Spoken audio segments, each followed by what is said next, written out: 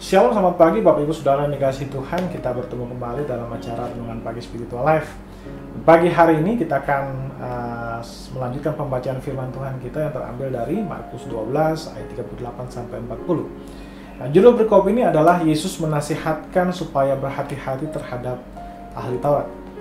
Saya akan bacakan bagian firman Tuhan ini bagi Bapak Ibu Saudara sekalian. Dalam pengajarannya, Yesus berkata, hati-hatilah terhadap ahli-ahli Taurat yang suka berjalan-jalan memakai jubah panjang dan suka menerima penghormatan di pasar, yang suka duduk di tempat terdepan di rumah ibadah dan di tempat terhormat dalam perjamuan, yang menelan rumah janda-janda, sedang mereka mengelabuhi mata orang dengan dua-dua yang panjang-panjang. Mereka ini pasti akan menerima hukuman yang lebih berat. Saudara yang dikasihi Tuhan, di dalam perikop yang baru saja kita baca ini, perikop ini merupakan masih kelanjutan daripada perikop-perikop sebelumnya, yang masih konteksnya yaitu di Bait Allah. Dan di dalam pengajaran ini Yesus memberikan nasihat agar orang-orang Israel, orang Yahudi berhati-hati terhadap gaya hidup para ahli-ahli Taurat, atau apa yang mereka contohkan dari pola hidup ahli-ahli Taurat. Sebab ahli-ahli Taurat ini mereka suka mencari penghormatan dan memamerkan ibadah mereka, serta menutup kejahatan mereka dengan melakukan ritual-ritual yang agama yang rumit-rumit ya, di depan orang, mempertontonkan dan sebagainya.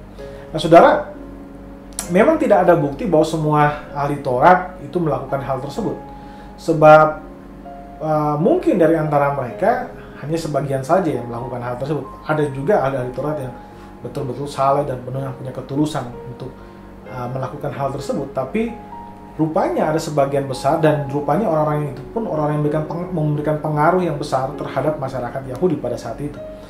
Nah, ketika kita melihat ayat ini, seringkali orang Kristen juga salah menafsirkan ayat ini. Mereka berpikir bahwa ketika Tuhan Yesus mengkritisi ahli Taurat, mereka berpikir bahwa Tuhan Yesus berarti tidak suka dengan orang yang belajar firman.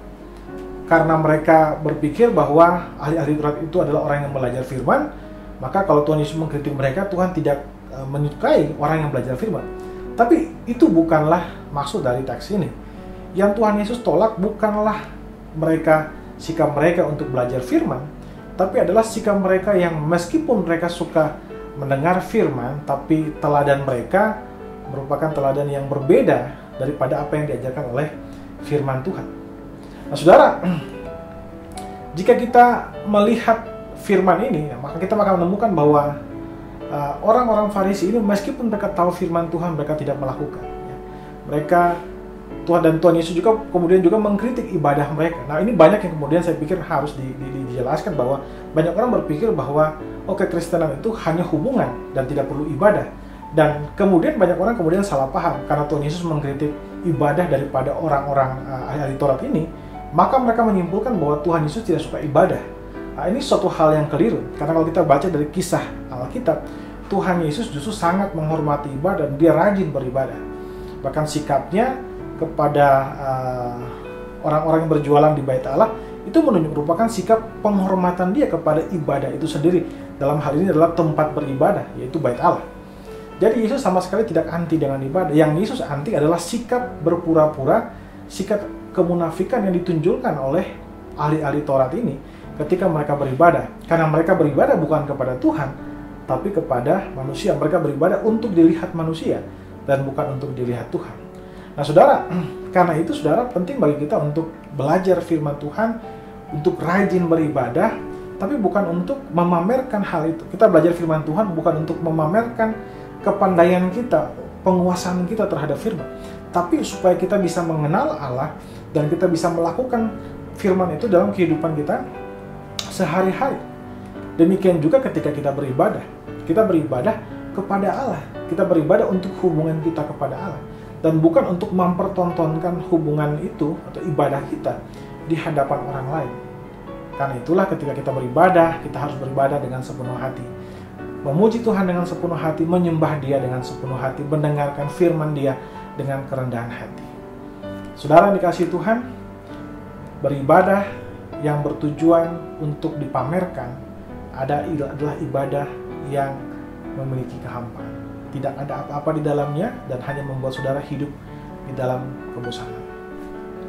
Mari saudara, kita ambil waktu sejenak untuk merenungkan firman yang baru saja kita dengarkan ini.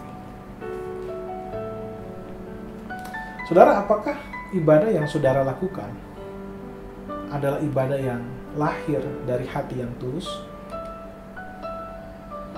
Mari kita ambil waktu sejenak untuk mendoakan hal tersebut. Berdoalah agar Tuhan memberikan saudara kemampuan untuk beribadah dengan sepenuh hati dan dengan penuh ketulusan.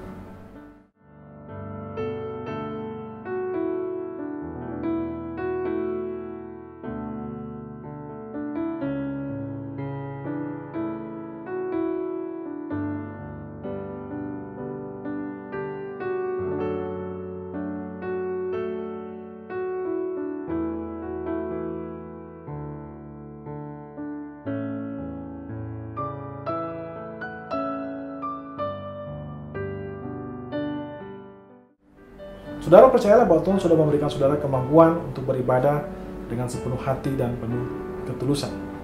Mari kita tundukkan kepala, kita berdoa.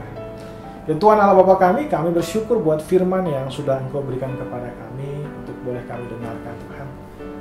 Kami percaya bahwa firman ini membantu kami, mengingatkan kami, memberikan kami kekuatan untuk kami boleh mengasihi Engkau dengan sepenuh hati, mendengarkan firman-Mu, memahami firman-Mu dan melakukan.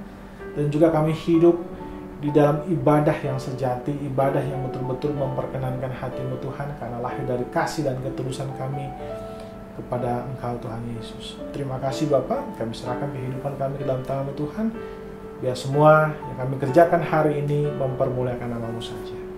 Dalam nama Yesus kami berdoa kepada Bapa Surgawi. Haleluya. Amin. Bapak Ibu Saudara dikasih Tuhan, selamat pagi, selamat beraktivitas, dan Tuhan Yesus memberkati kita semua.